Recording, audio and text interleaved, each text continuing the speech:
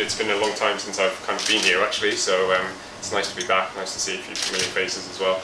I'm going to talk about React Native today, so I'm sure we've all probably heard of React Native, maybe actually some of us haven't, so I don't want to assume anything. So we'll just go through some of the things that have been in the news recently about React Native.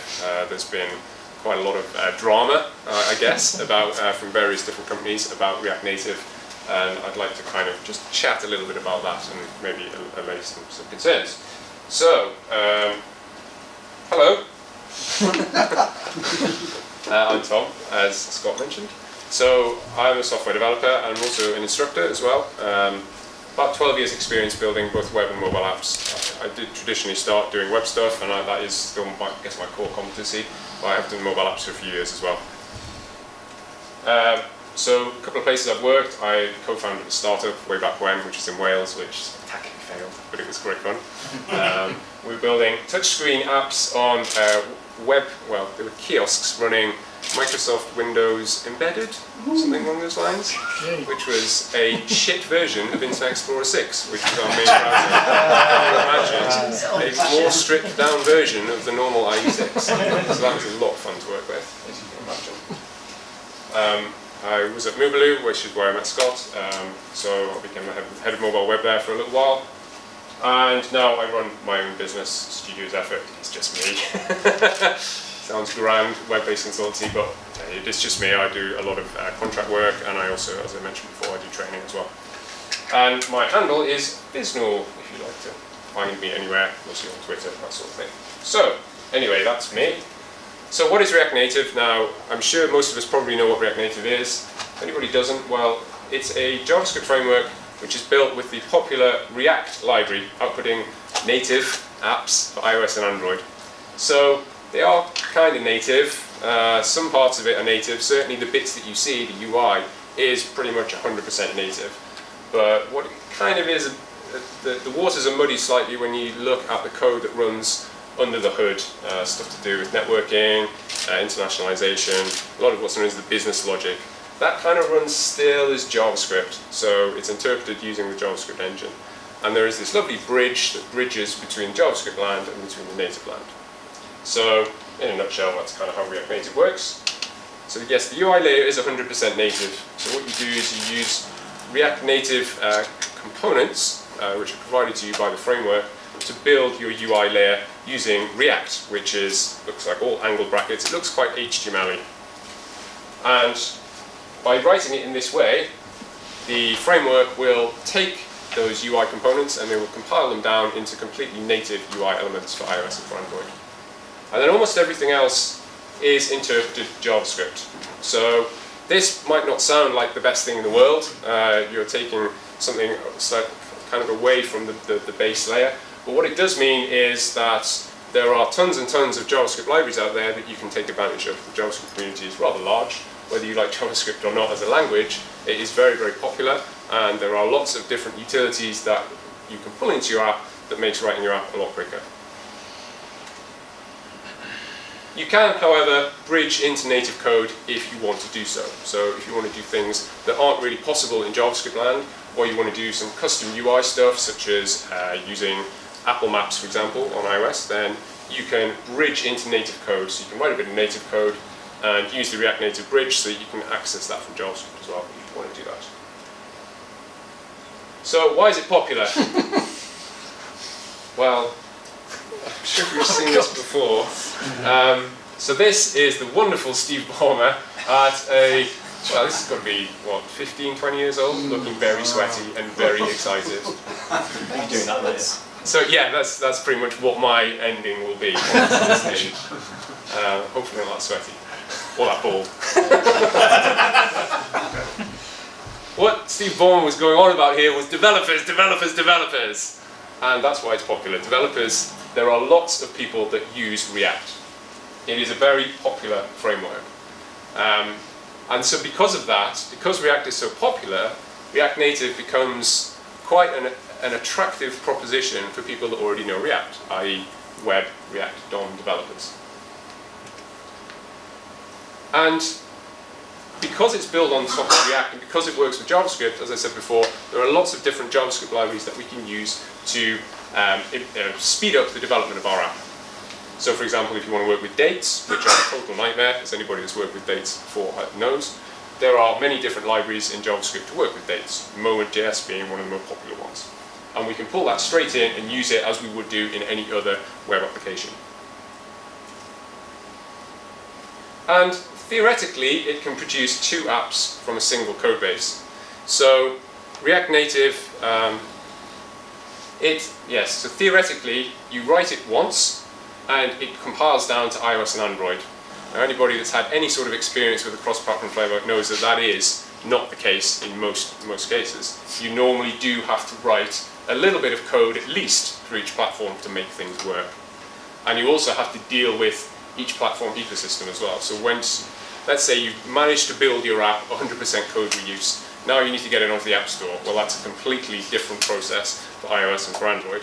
And so you still need to be aware of the mobile ecosystem and the different techniques and tools that you need to in order to get your app deployed out to the App Store.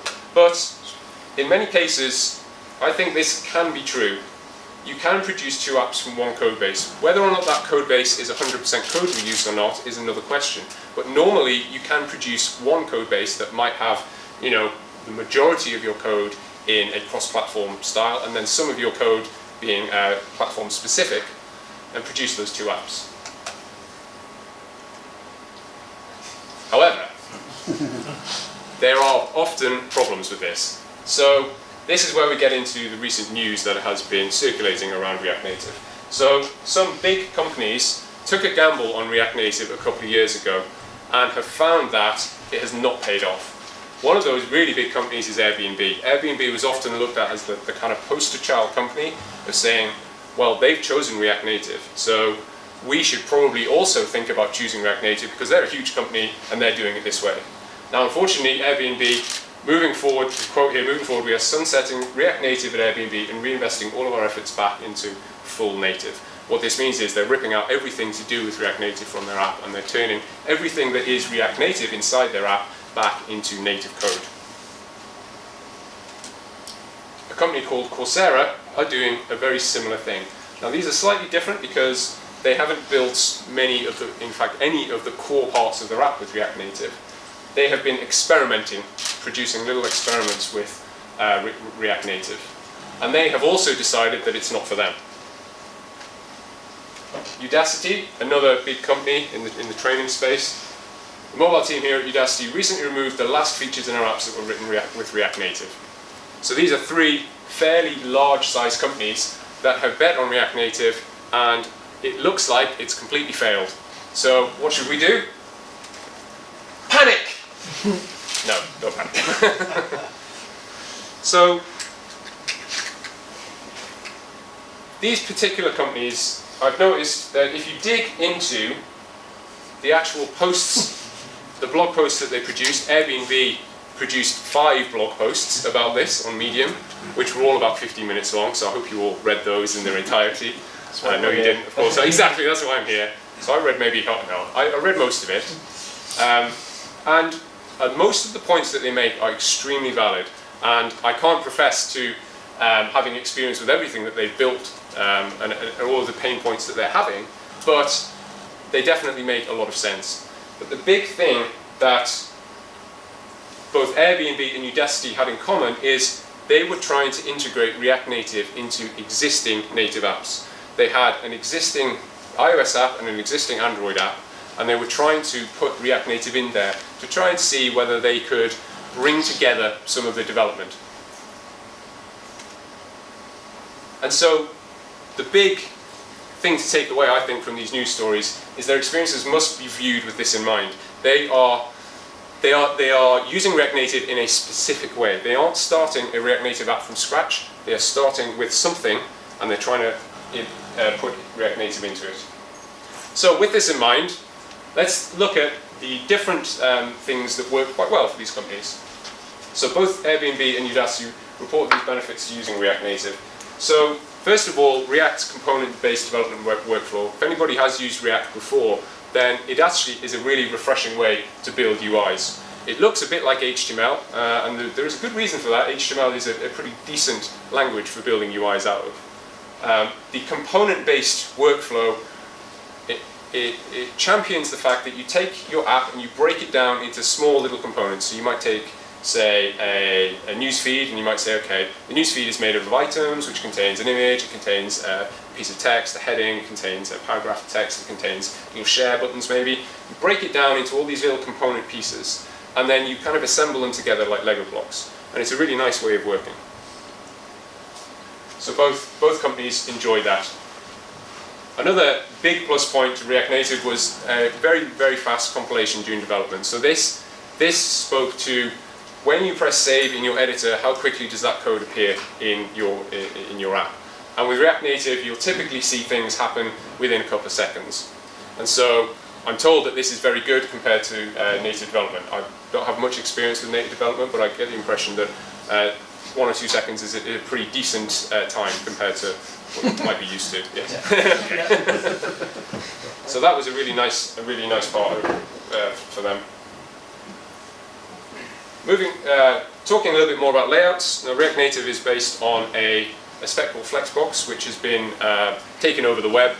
It's a very nice way of being able to lay things out. As the name would suggest, it's a flexible way of laying things out. And this was, again, a breath of fresh air for both Airbnb and Udacity. They like that. And as I mentioned before, this large ecosystem of JavaScript libraries as well to fall back on. And finally, they did manage to share code across platforms, which, of course, they did also like and benefit from.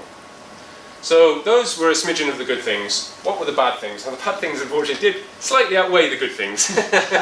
Hence why they have decided not to go forward with it. So what are some of the common issues that they faced? Well, because they were integrating React Native into a existing native app, they had a lot of difficulty at bridging that existing native code so that it could be used inside the JavaScript side of things, inside React Native. And some of the things that they were trying to do is to integrate with the navigation stack, for example, that's inside on the native side, integrate with an internationalization library, integrate with networking stacks. All of these things, particularly that Airbnb were trying to do, it caused a lot of problems. And one of the biggest problems was because the bridge is actually asynchronous, you can't send an instruction over and expect a response straight away. It's because it's asynchronous, a response will come back at a later date. And this caused a heck of a lot of problems. Another problem that they both reported was that code sharing often wasn't possible due to differences in designs for each platform. Now, I think looking at this particular point, you have to question why somebody would look at a cross-platform framework if the designs are so drastically different between the two. Maybe they're expecting code reuse not to do on the UI layer, more to do with the business logic layer, but it also seemed like they had a lot of their business logic already written in the native side. So this was reported as being bad for both companies, but I get the impression this is more of a symptom, really, of the React Native side of things. In taking on React Native, they expected it to be a kind of a magic bullet, which of course it isn't. If you have very different designs for your two platforms, then using a cross-platform framework is maybe not the best option. Maybe you should consider building two separate apps using sort of normal native. One of the problems, especially that Udacity reported, was the app size increased because the React Native runtime needed to be bundled in with the app as well. Udacity, in particular, are targeting developing markets, places where kind of low-spec Android devices are being sold. And in there, the React Native runtime increases the payload by about 10 meg, which is a lot for them. So that was a real deal breaker, particularly for Udacity. And finally, for the bad, there's some common components that React Native will give you. And one of the common components that you'll be familiar with is this idea of a list view that gets recycled. So if you have 10,000 items in your list view, you don't literally render 10,000 items in your list view. You have maybe 50 items or 100 items rendered at a time. And as soon as the user starts scrolling, the ones at the top kind of get recycled around the bottom again. Now, there is an implementation in React Native known as Flatlist, which allows you to do this, but it didn't seem to perform quite as well as the native counterparts. And I think this was a case of, because the development team had experience with the native side of things, moving to React Native, they noticed that the performance gains were not there. In fact, performance worsened because of that. How about the ugly? Well, if that was the bad, what was the ugly? Well, we've already really covered this. Shoehorning a React Native into an existing native navigation stack, by all accounts, was a total nightmare.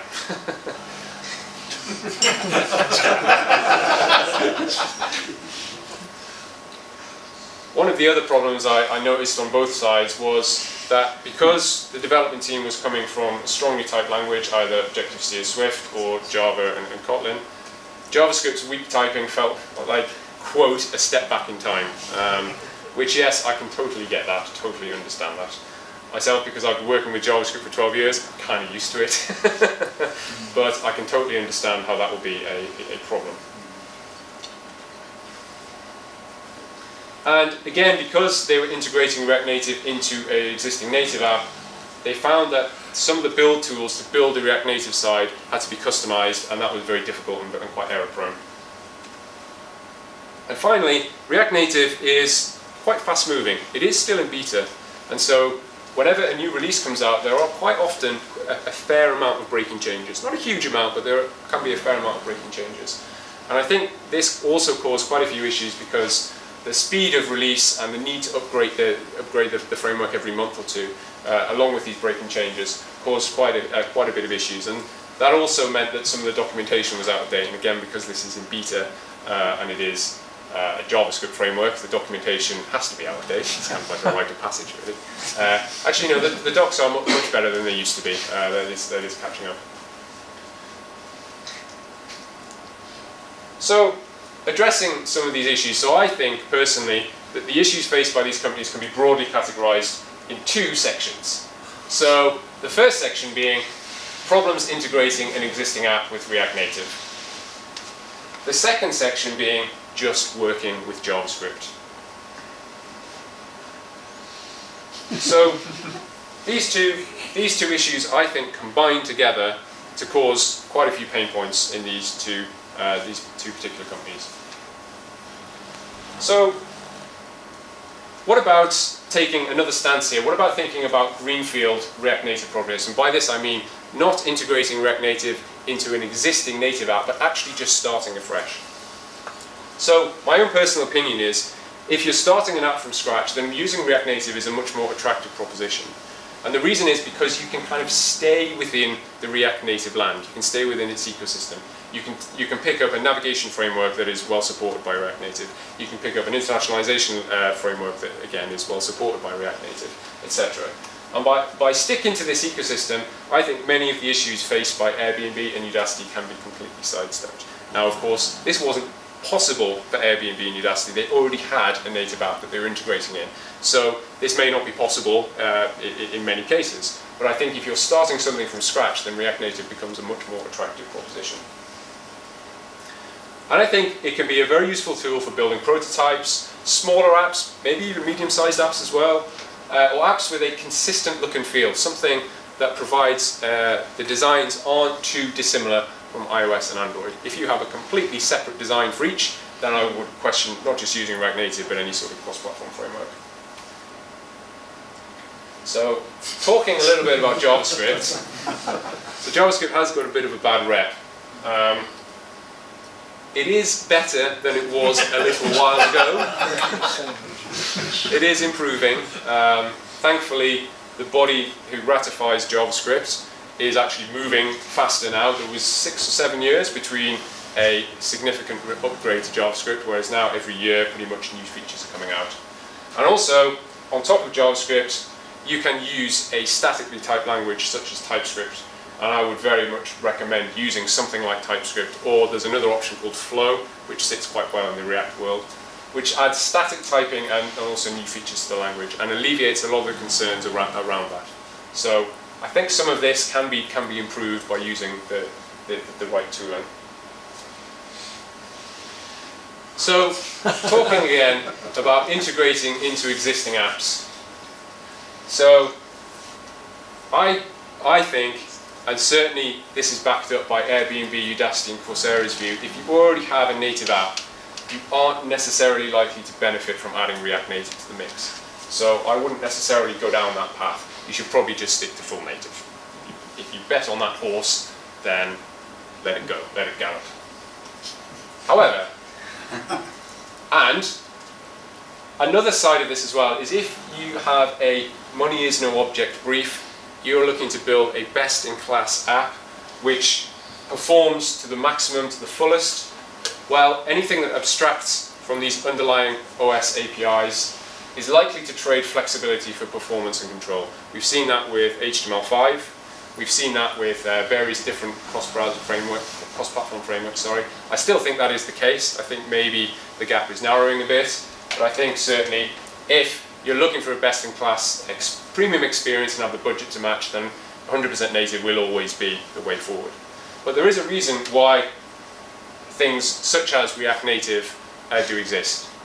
Now, I'm almost done. The end is near. Thank you for listening so far. But one more thing just to talk about. Facebook, who are the patrons of React Native, have been listening. They've been listening to feedback, not just from this recent news, but from the last number of years of people that have used React Native. And they are currently undertaking a fairly ambitious rewrite of many of the core parts of React Native. And the goal is to try and alleviate some of these concerns integrating React Native into an existing app.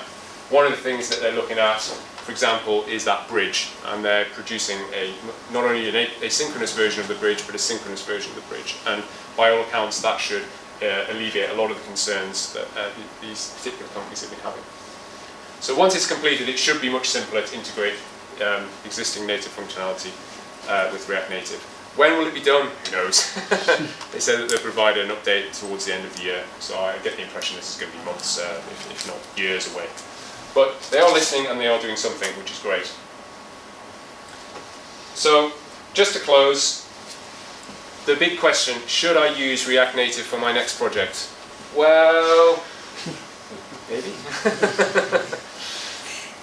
The trouble with these sort of questions is it's very, very hard to give a definitive answer without looking in a little bit more detail about the requirements. It's a really great tool for building cross-platform apps from scratch with the support of a large ecosystem.